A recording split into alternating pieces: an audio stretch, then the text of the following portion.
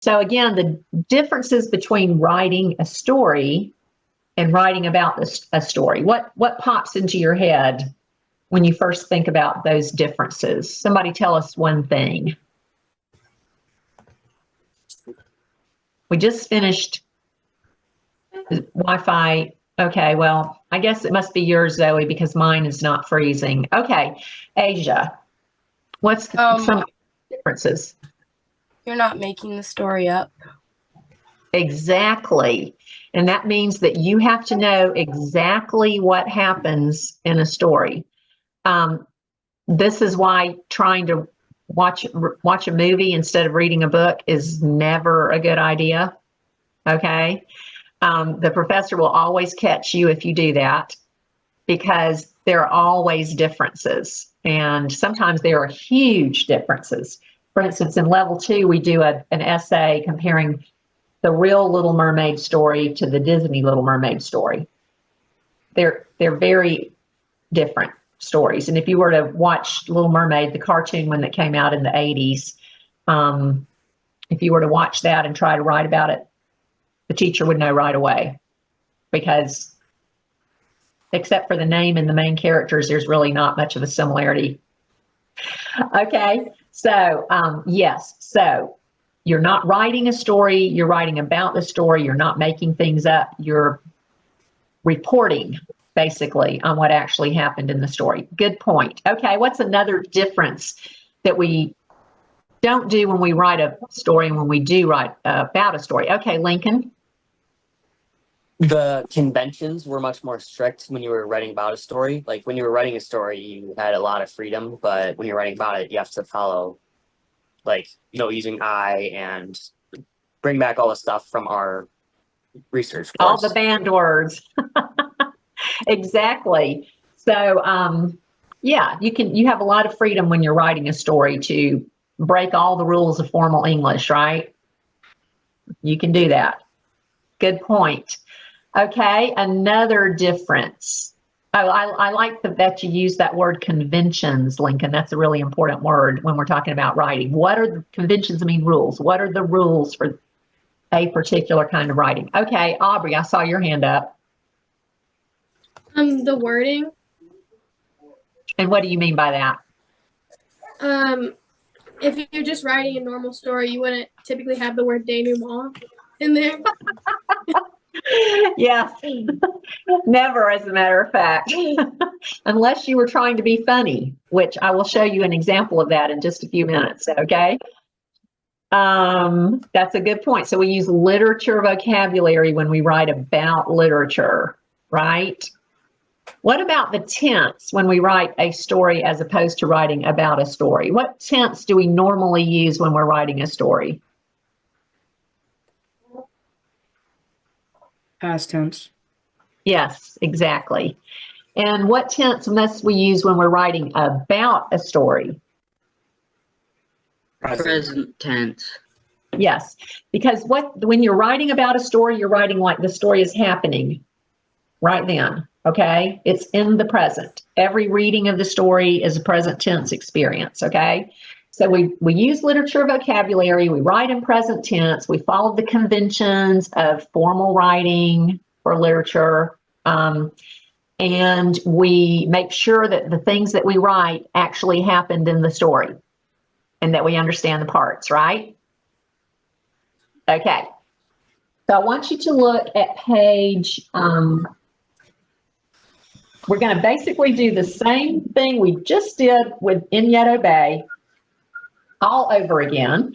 And this time we're going to do it with the book that you chose. And so look at page 221 with me. And you'll see that there's just 8 days listed. I wouldn't count on that. But what you're going to do this time is you're going to be writing all 5 paragraphs in 2 weeks. So it is very important that you do not fall behind on your writing schedule, okay? There's no wiggle room for this assignment. You have to make sure that you're doing every day's work like you're supposed to. One thing that's going to be different about this is every time you finish a paragraph, you're just going to go ahead and take it to your editor, and the next day you're going to start the next paragraph. Okay? Normally, when we're only doing, say, up to 3 paragraphs, you write a paragraph, you give it to your editor, you rewrite it the next day, right?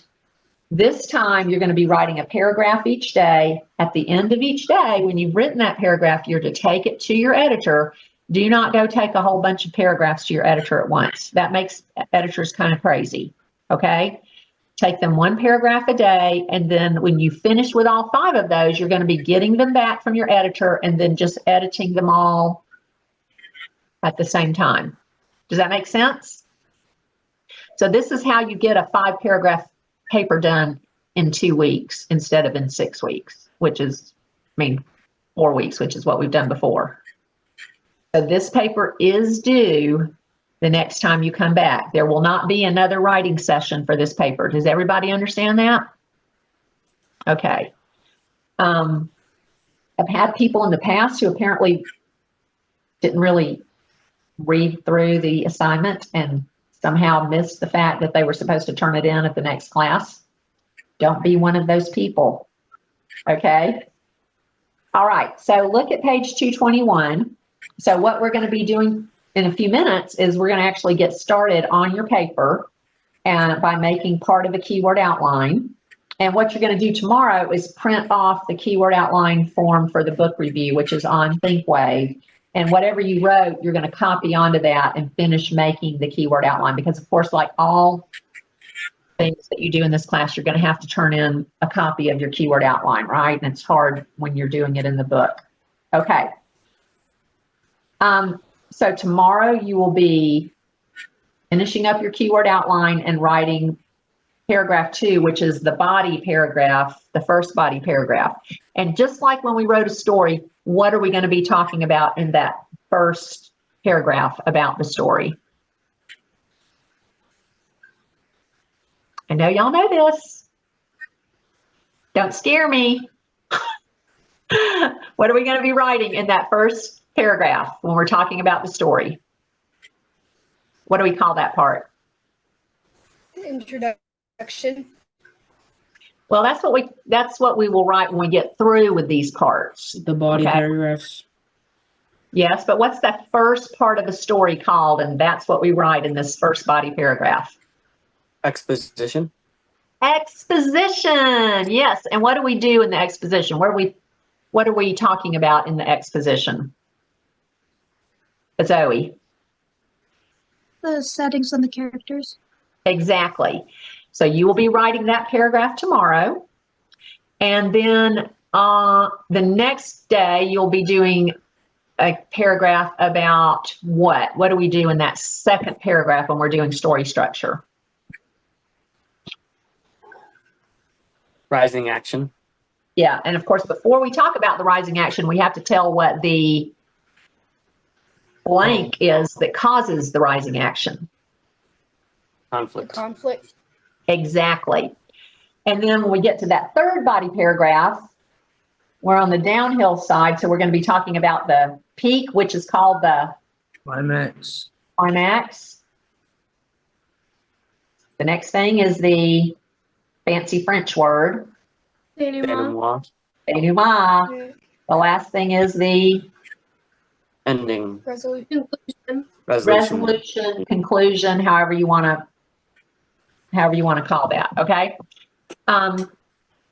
Then the day after that, you'll be writing the introduction, which you should be able to do very well, having just done that. And then the day after that, you'll be writing a conclusion. Each day, you're going to be taking these paragraphs to your editor, and you will be then at the end of those 5 days, you'll get those paragraphs back from your editor and you will start making your corrections. Okay. Taking it to the editor is very, very important. I don't want anybody doing this on their own. This is a difficult assignment. I'm sure y'all are going to do fine, but you need to have somebody helping you. Okay. All right. Now, I just want to run through this really quickly and find out what book everybody's doing. Jackson, what are you doing? The Lion, the Witch, and the Wardrobe. Connor? The Hobbit. Did you finish it? Mm-hmm. Okay. Aubrey, The Lion, the Witch, and the Wardrobe. Asia. Harriet Tubman. Okay, the one by Ann Petrie, Yep. conductor on the Underground Railroad. Okay. Yep. Levi. Sweep. Ah, yeah. Okay. Cadence. I'm doing the same as Asia, Harriet Tubman. Good choice. Okay. Lincoln. Adventures of Tom Sawyer. I don't think that's in the Ah. list, but Okay. Zoe. The Big Wave. And Layla, you're doing the big wave too, you said, right? Okay. All right. So what I want everybody to do right this minute is open up your handbook to page 175.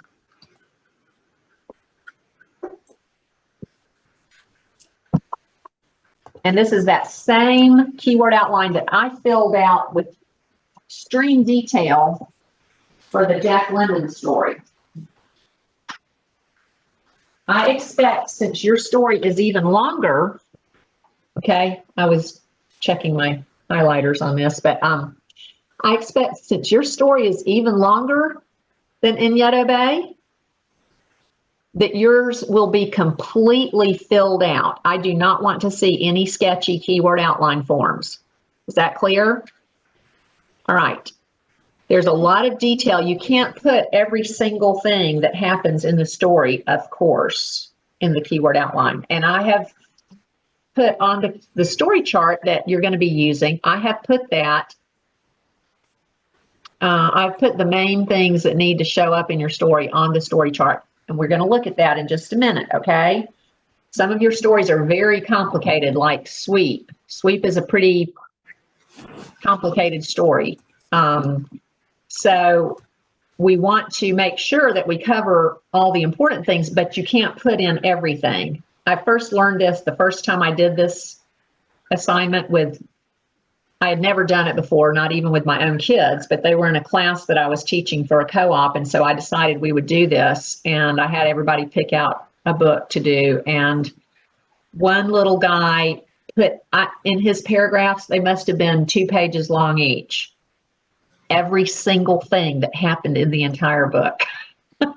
And most of the sentences started with, and then, and then, and then, and then. That was very boring. And I was like, oh, okay, we can't write about everything that happens in the story. So what we need to write about are the big things that happen. And so one of the biggest things that we have to make sure that we write about is what causes the whole story in the first place. And we call that the what?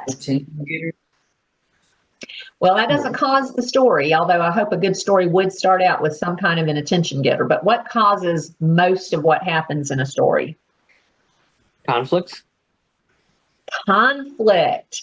The conflict is the engine of the story, okay? The exposition is the door into the story world. The conflict is the engine of the story. It's what drives the whole story, okay? So think about your story right now and see if you can think about what the main problem is that the characters or character is trying to solve in your story. Just think about it for a minute, okay?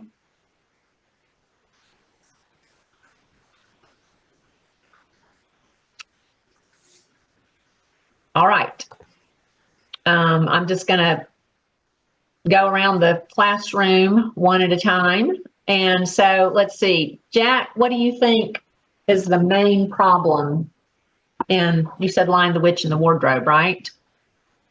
Okay, what's the problem that I've gone back and forth about who I think the main character is. Sometimes I think it might be Edmund, but sometimes I think it's all 4 of the children. So I kind of decided they're kind of like a group protagonist. So what kind of problem are they trying to solve?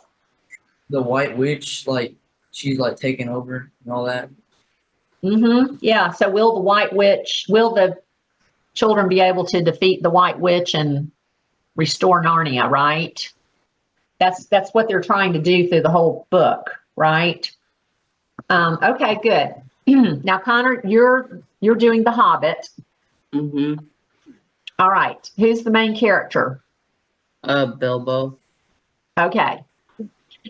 Now, one way you can figure out sometimes what the main conflict is, there's always going to be a main conflict, is by asking what the main character needs or wants. Okay, so let's say about Bilbo, what does Bilbo need or desperately want throughout the story of The Hobbit? I guess he kind of just wants to get to Did he the really- mountain And and why? help the dwarves to reclaim their kingdom. Why? Did he really care about that? They wanted the money they were going to pay him. I'm not sure he really wanted the money, but there is something that he wants. I mean, I'm sure the money's going to come in handy, but there is something that he wants more than anything in the world. Adventure. Not really. He really didn't want to go. But once he's on the adventure, this is something that he's really longing for the entire time. What is it? To get back home. Ta-da! Yes. He wants to get back home. In order to do that, he's got to help the dwarves succeed, because until they succeed, he's not going to get back home, right? Yep. Okay, so will Bilbo be able to complete the quest so that he can go home, right? Okay. Yep. Aubrey, y'all, this stuff falls out of my head momentarily. What did you say you were doing, Aubrey? The Lion, Witch, and the Wardrobe, same as Okay. Jackson. Okay, so we just had that discussion. So will the children be able to save Narnia, basically, right? Okay. Zoe, what are you doing? I'm doing the big wave. Yeah, it would help if my screen wasn't jumping around constantly. Okay, Zoe, you're doing the big wave, and Layla, you're doing the big wave. So I always get the names of the characters mixed up in this, but who's the main character in the big wave? Who's the one with the I problem? think it's Jaya. Yeah, Jaya. He's the one who came from the fishing village, right? Mm, Okay. And Kino is his friend that lives up on the mountain, right? Okay, so what does Jaya want more than Yeah. anything in the whole world? He wants his family back. Yeah, he does. He wants his family and his home back. And he wants a family and a home. So he has a home and a family with Kino's family, right? And he appreciates that. And then he considers another home and family. Who was that? I can't really remember what his name was, but he lived like in a tower far away. Yeah, he doesn't really have a name, I don't think, in the book. It's kind of like the Little Mermaid. Instead of giving him an actual name, they just call him the old gentleman, remember? So he Oh, yeah. considers getting a home and family with the old gentleman. And, but he decides no, he's not going to do that. So all through there, he's trying to replace his family in his home. And does he finally do that, Zoe? Yes. Yeah, in the end, he's become brave and he's building a new home on the beach. And let's don't give away the ending because Layla hasn't finished it yet. We won't tell you the surprise. Finish it today, okay? Huh? I was really surprised. I didn't know this was coming when I read this story. Okay. But he actually does. So I'm sorry, you were breaking up a little bit. What did you say? What did you say, Layla? Oh, Zoe can keep me accountable. I'll see her later today. Okay, yeah. So yeah, we are going to look at the story chart, but don't look at the last part of it, okay? In just a minute. Okay, Asia and Cadence. What do you think Harriet Tubman really wants more than anything throughout this story? To end slavery.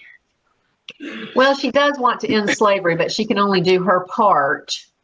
So what's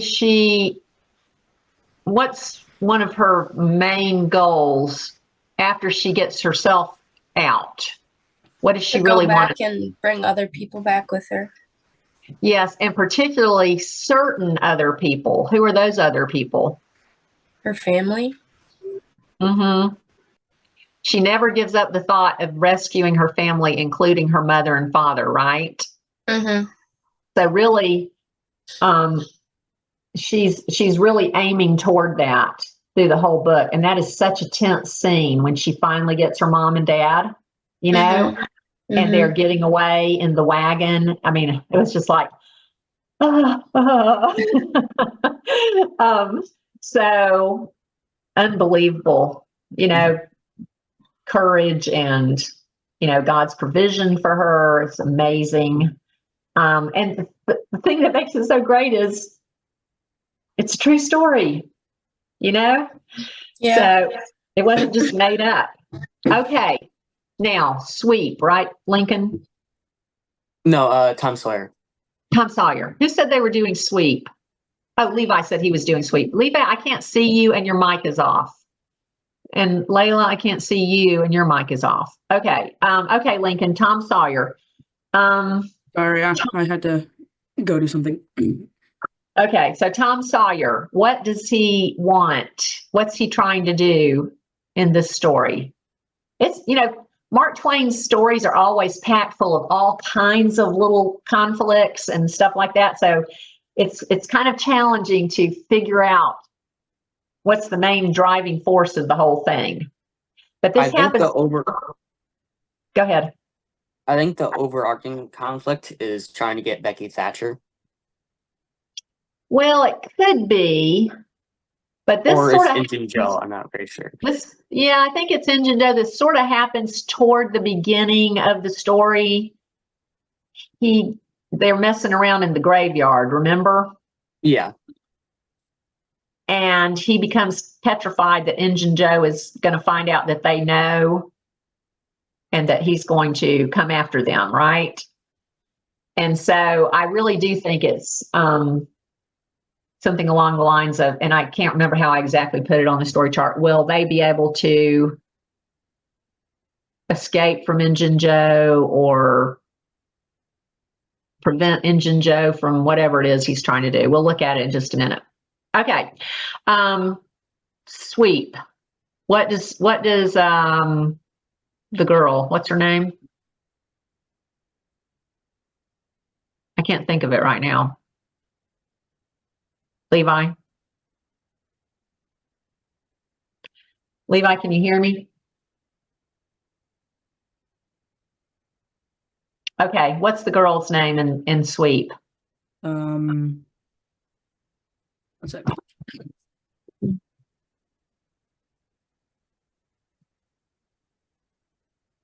Well, I had it right on the shelf. I don't know where it went. What does she want? Her name is Nan Sparrow. Nan Sparrow. How could I forget that? Such a great name. And what does Nan want more than anything in the world? To like have her guard, like the sweep back. Yeah, she really wants the sweep back. So, all right. So now that everybody's thought about their conflict, that's the most important thing. And where would we write that on this page on 175? The second part. Right. Now I want y'all to get this burned into your brain. And I don't want anybody to have conflict somewhere down in the middle of their paragraph. It needs to be right at the beginning. If it's not in the first sentence of the paragraph, it at least needs to be in the second sentence. Okay. just like when you look at these examples on page, let's see, 144, no, 143 and 144. Look at page 143. I want it stated just this plainly. Is everybody on 143 with me?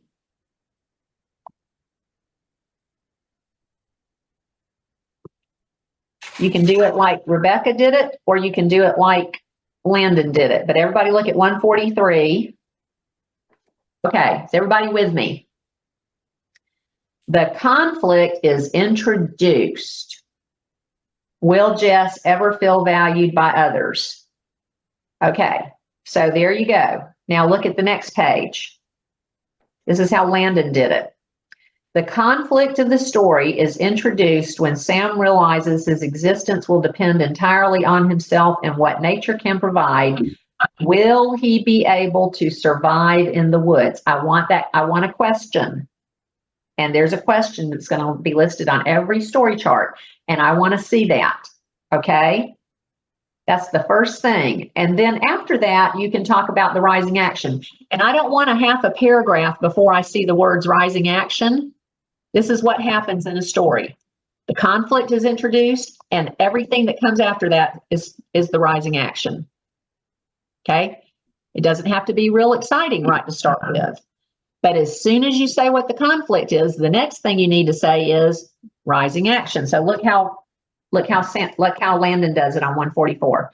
Will he be able to survive in the woods? In the rising action. Very next sentence. Okay, this is not negotiable. In the rising action, Sam works hard, although he was somewhat fearful. Okay, turn back to 143. He does not, let's see, the conflict is introduced, will ever be valued by others, and this is why we're asking this question. He does not have a close relationship with his family. He has no real friends, although he does not appreciate Leslie at first. Soon they become fast friends. In the rising action. Okay, so the rising action doesn't occur somewhere down in the middle of the paragraph. It occurs right at the beginning, okay?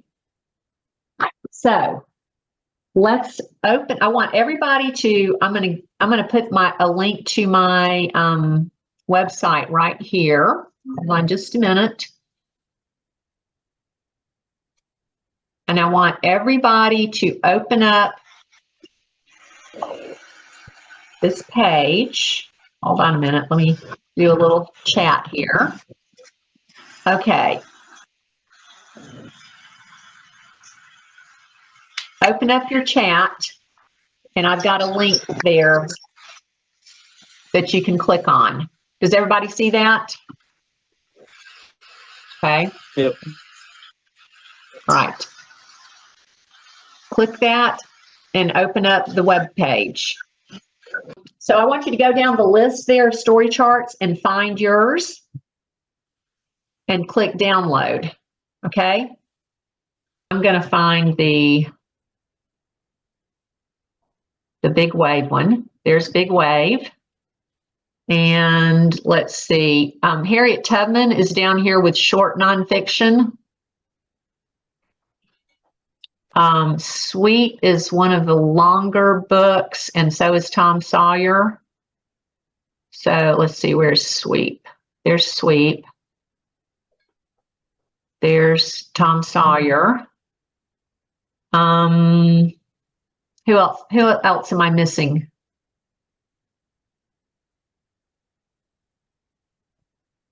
The Lion, the Witch. The Lion, the Witch, and the Wardrobe. Okay, that is right here under short fiction. Is that everybody's? Is there anybody? Oh, The Hobbit. The Hobbit's in the long ones. Connor, did you find it? Yes. Okay, so everybody click the download button. And I'm going to click the download button of the Big Wave. And what I want you to do is after class, I want you to print this because you're going to need it. I've changed some things since I made this one. So let's see. Kino is the farmer's son and Jaya is the fisherman's son. Okay. And Jaya is actually the protagonist. And the antagonist in The Big Wave, I believe, is the sea, because they're really afraid of the sea. Remember, down at the bottom of your chart, you should be able to see the conflict. This one is a man versus nature conflict mainly, but it's also man versus himself.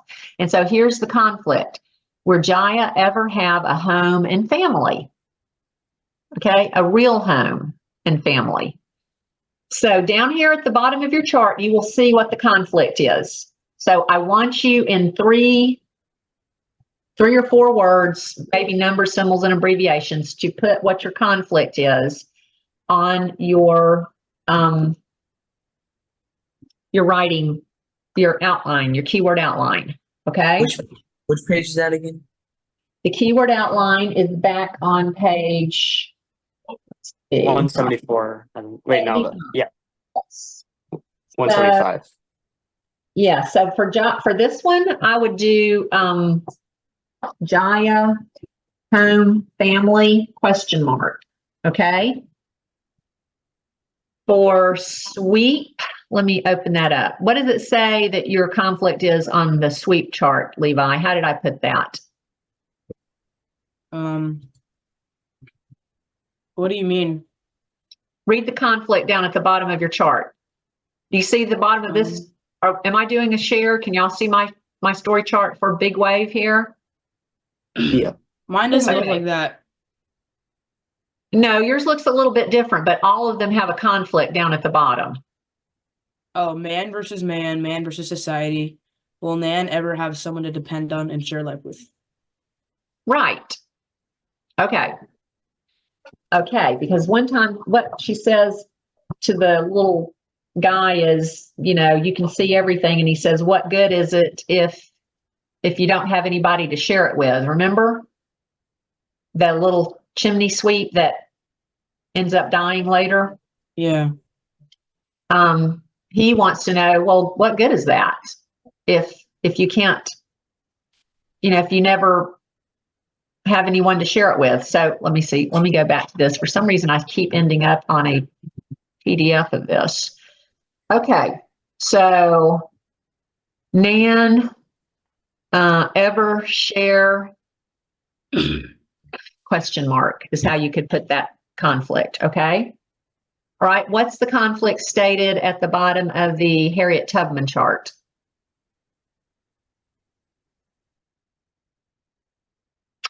Cadence in Asia. What's the conflict stated on your chart?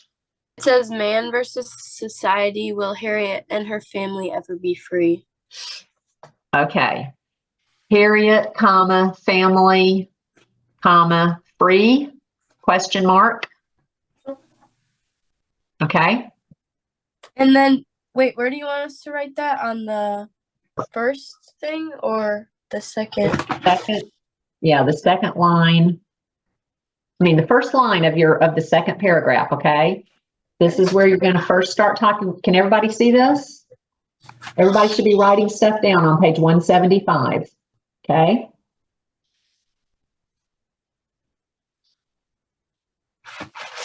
This is where the conflict goes. All right, let's see.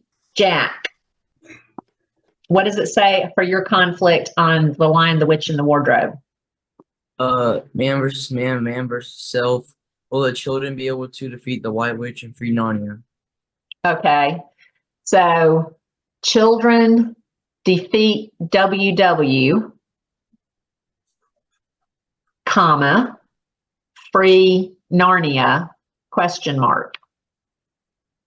Okay, that's what you need to put down for your conflict. Okay. Tom Sawyer, Lincoln. It's man versus man. Will Tom and Huck be able to escape the wrath of Injun Joe? Okay, so Tom and symbol and Huck escape. Tom, Huck, escape. I just put Joe, ? I think you'll remember what Joe is, don't you think? Yeah. Okay. That's really what they're trying to do through the whole book because they're petrified because of that trial. And then to end up trapped in a cave with Injun Joe. The worst nightmare. Okay. Let's see. Who haven't I talked about yet? Whose book have we not talked about yet? Oh, Connor. What's your conflict? What does it say at the bottom of your chart? Will Bilbo accomplish his quest so he can return to his safe and comfortable life in Hobbiton? Okay, so how can we put that down as a keyword outline point? What about Bilbo, succeed, comma, return home, question mark? How about that? And that could work. Okay. And let's see, Aubrey, did we do yours? Yes, we did the Jackson and I have the same one. Okay, that's right. Okay, now everybody should have something written down on their keyword outline form for their conflict. Is that right? Mhm. Okay. I don't want to hear one hint of your conflict in paragraph 1. Not one hint of it. Okay? I want you to think about what you need to put in paragraph 1. This is the exposition. The exposition is where the author is building the story world and he lets you into the story world, or she does, so that you can see, get your bearings and figure out what this place is. So everybody can look at their story chart now. I'm going to show you my story chart for the big wave. Hold on just a second. All right. So this is what I have written in the exposition for the big wave. Now, everybody, you can use the stuff that I've written in the written on my story chart, but I don't want to see my sentences coming back to me. Okay? You make your own keyword outline using what I have on my story chart, and then you write from your keyword outline. I don't want to see a single sentence that I wrote repeated in your paper. Does that make sense? Because even though it's just a story chart, that would still be called what? Plagiarism. Plagiarism. Yeah, exactly. So here's what I wrote. Now, we'll use the stuff from the setting and the stuff about the characters, and then the stuff here in the exposition to figure out what kind of information we can put in this first body paragraph. So here's what I wrote about the big wave. Kino, a farmer's son, lives on a mountain overlooking the beach in Japan. His best friend Jaya lives with his family on the beach in a house with no windows facing the sea because they are afraid. Now, I didn't put down here what kind of family Jaya came from, but here, I mean, what kind of family Kino came from. Wait a minute, I get these mixed up. Jaya, a Japanese boy whose family lives on the beach in Japan. This is wrong. Jaya's family are fishermen. I got the names mixed up. See, that can really easily happen. Jaya's family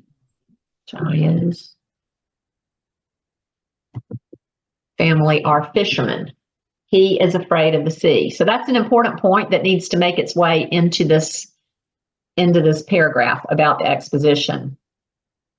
You can also talk in this paragraph, in this keyword outline, about Kino, who is Jaya's best friend. He lives on a mountain farm overlooking the beach. Okay? And the story is actually told from, this is kind of an unusual story. The main character in the story is Jaya, but the story is actually told from Kino's perspective, which is kind of funny. Okay? We also meet Kino's family in the exposition, and we maybe meet a little bit of Jaya's family. I don't know that we actually meet the old gentleman. I don't think he shows up till later. Can you remember that, Zoe? Does the old gentleman later in the Can't story? remember. Okay, well, he doesn't. It's If he after doesn't, the wave. I know that. it's after the wave. Yeah, so he doesn't need to be mentioned in the exposition. Okay, we only want to mention in the exposition the people that are actually mentioned in the book's exposition. Okay, just like when we wrote about Inyeto Bay, we didn't mention the policeman in that first paragraph because he hadn't shown up yet, right? Okay. Now, the other stuff you can talk about, you big wave people, is that when the historical period's probably in the early 1900s, it actually covers several years. This is all about the setting, and the actual particular place is coastal Japan, on the beach and on the mountains. Weather varies, but there is a mood in the story that kind of switches back and forth between a peaceful setting and ominous, kind of scary, okay? The sea, according to the family, the sea is almost like a living being. They're that afraid of it, okay? So this is all stuff that can actually be talked about in your first body paragraph. So it's not like you're going to run out of information to talk about and then you need to start talking about the conflict. You don't want to talk about this big wave happening until when? When is that going to show up in your paper? The second paragraph. Yes. Do not mention that big wave at all in the first body paragraph. Did you hear that, Layla? Yes, ma'am. Okay. You could save that for the second paragraph, okay? Once you get to the second body paragraph, a tsunami, a big wave, destroys the beachside village and Jaya's family is killed. All right. So here we are with this. So here's what you can talk about in The Lion, the Witch, and the Wardrobe in your keyword outline for your first body paragraph. You can talk about the setting. Obviously, the historical period for this story is World War II. That's very important because it's why they end up out in the countryside in the first place. It's actually true that British children that lived in London were actually sent to live out in the country. If they had relatives, they were sent to live with relatives. If they didn't have relatives out in the country, then they were sent to live with people that just volunteered to have other people's children in their homes. How would you like that? What would you think about that? And it's not like people had cell phones and they could talk to their mom and dad every day. You know that London is being bombed. That's why they sent the kids away. They didn't want an entire generation of London children wiped out. The city's being bombed by the Nazis and you're sent away. It's very scary. And you go to live with these people that you may not have ever met before in your entire life. So all of that's very important for this story. Okay. So here's what happens in Lion, the Witch, and the Wardrobe. Peter, Susan, Edmund, and Lucy Pevensey are 4 siblings sent to live in the country with the eccentric Professor Kirk during World War II. Now, y'all, you cannot use my sentences, but you got to put this stuff in your outline, okay? The children explore the house, and Lucy, the youngest, finds an enormous wardrobe. She steps inside and finds a lamppost in a strange snowy wood in Narnia. She encounters the fond Tumnus, who confesses he's a servant of the White Witch, who claims to be the Queen of Narnia. Mr. Tumnus is under orders to capture humans, but allows Lucy to return home through the wardrobe. The other children don't believe Lucy, but Edmund follows her on her second trip through the wardrobe and meets the White Witch. She deceives Edmund by promising him Turkish delight if he will bring his siblings to her. Edmund keeps his meeting a secret. So all that happens in the exposition. So in that part of the story, we find out these things about the setting, So it starts out in the English countryside, but then it mostly switches to where the setting is actually Narnia, right? Which is a fantasy world. All right. The protagonist, Peter, Susan, and Lucy. The antagonist is the White Witch. I consider Edmund kind of an other, but he might actually be a protagonist. You could put him as a protagonist if you want to. Professor Kirk kind of plays a minor role in the story. Aslan, sometimes people think Aslan's the main character. Aslan just doesn't show up for the longest time. He's not a main character, although he's a very important character, okay? Mr. and Mrs. Beaver, and then there's various other Narnia creatures like Mr. Tumnus and various other assorted beings, okay? So use this first part of your keyword outline to build the story world as best you can, okay? And I've given you 9 lines. Limit yourself to that. Get the most important parts in there, okay? We've done Big Wave. We've done Lion, the Witch, and the Wardrobe. Let's do The Hobbit. The Hobbit is interesting, Connor.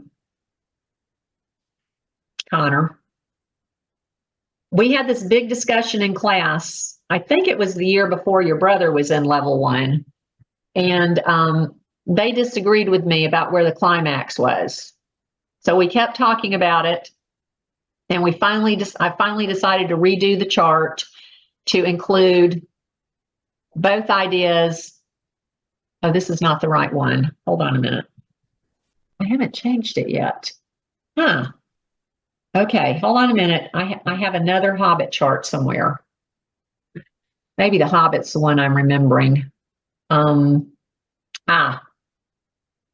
This is the correct one. Look at that. They disagreed with me about what the climax was. I thought what the climax was when Bilbo goes into Smaug's lair and steals the Arkenstone, and Smaug is angry and attacks and destroys part of Lake Town, and Bard kills Smaug. Okay? There was a group of kids that did The Hobbit that year, and they disagreed with me. They thought the climax was the Battle of the 5 Armies. That's what I also think is the climax. So I kind of think this is a 2-part climax, okay? I mean, how can you not say that Bilbo stealing the Arkenstone and Smaug getting killed can't be the climax when the whole thing was about whether Bilbo could help succeed in his quest?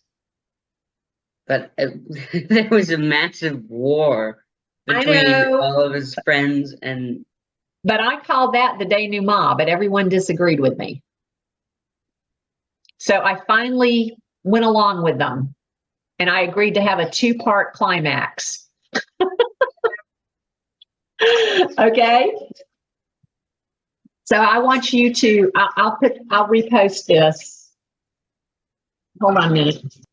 Okay, so yours is a little more complicated than the average story, but it's Tolkien. So what do you expect, right? Mark Twain's also very complicated. His stories are very complicated. So in Tom Sawyer, the only thing I want to see in the exposition is setting characters. This is for everybody, setting characters and the exposition. Tom Sawyer lives in St. Petersburg, Missouri, near the Mississippi River with his Aunt Polly, cousin Mary, and brother Sid. Tom meets Judge Thatcher's daughter Becky and immediately falls in love with her. He plays hooky from school. So all that's just setting up the story, Lincoln, okay? He plays hooky from school and sneaks out at night with his friend Huck Finn. Tom and Huck, in the graveyard one night for a secret ritual, witness Injun Joe, Muff Potter, and Dr. Robinson robbing graves. They see Injun kill the doctor and knock Muff out, leaving him there to frame Muff as the killer.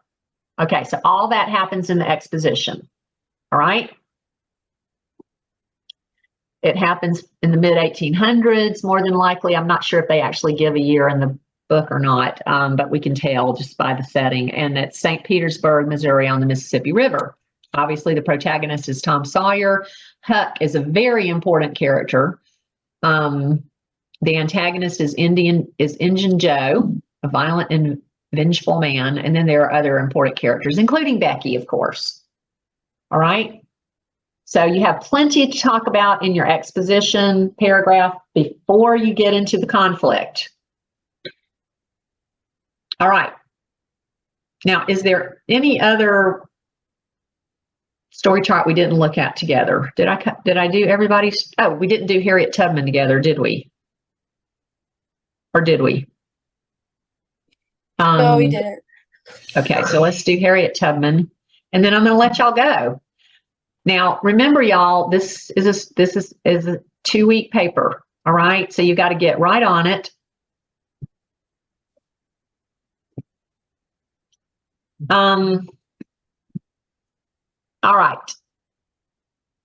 So for Harriet Tubman, will Harriet and her family ever be free? The story opens in 1820 in a cabin in the quarter of the Broadus plantation. A new baby has just been born to slaves Benjamin Ross and Harriet Green, already parents of several children. The new baby is given the basket name of Araminta, Minta or Minty for short, and Harriet for her adult name. The master, Edward Broadus, has promised to free his slaves when he dies, but everyone worries that Broadus is selling his slaves down south to raise money, as many plantation owners are doing. Okay, so that's what happens in the exposition. You can also talk about the historical period. This particular historical period begins in the 1820s and it continues through the Civil War and ends in 1913. The story does. The quarter is the slave section of the plantation. And this actually happened in Dorchester County in Tidewater, Maryland. And here you can introduce the protagonist, who obviously is Harriet. The people who keep Harriet and her family enslaved are the antagonist, obviously. And you've got various other people that you don't want to mention any of these people in that first paragraph unless they actually show up in the exposition, okay? Okay, so any questions about what you're supposed to be doing here for this story? If you go ahead and get your keyword outline done, and I do want it to be very complete. All of you have plenty of information in your exposition and the information I gave you about the settings and characters that you should be able to make a really good filled out keyword outline. I don't want to see any sketchy keyword outlines with blank lines in them. If I can make a keyword outline this complete for a very short story like in Yet Obey, you can do that for your story, okay? If you have trouble with it, I want you to get in touch with me. This is a very complex assignment, okay? It's not easy. I'll be looking over the papers that you just turned in the next, hopefully the next few days, giving you feedback. So once I send you an email that says your papers are ready to look at, you need to go ahead and look at them, because those are things that you'll need to be able to fix in the paper that you're working on right now, okay? All right. And then when this is over 2 weeks from now, then we get to have a little bit of fun. All right. Any questions right now about what it is you need to do? No? Okay. Connor,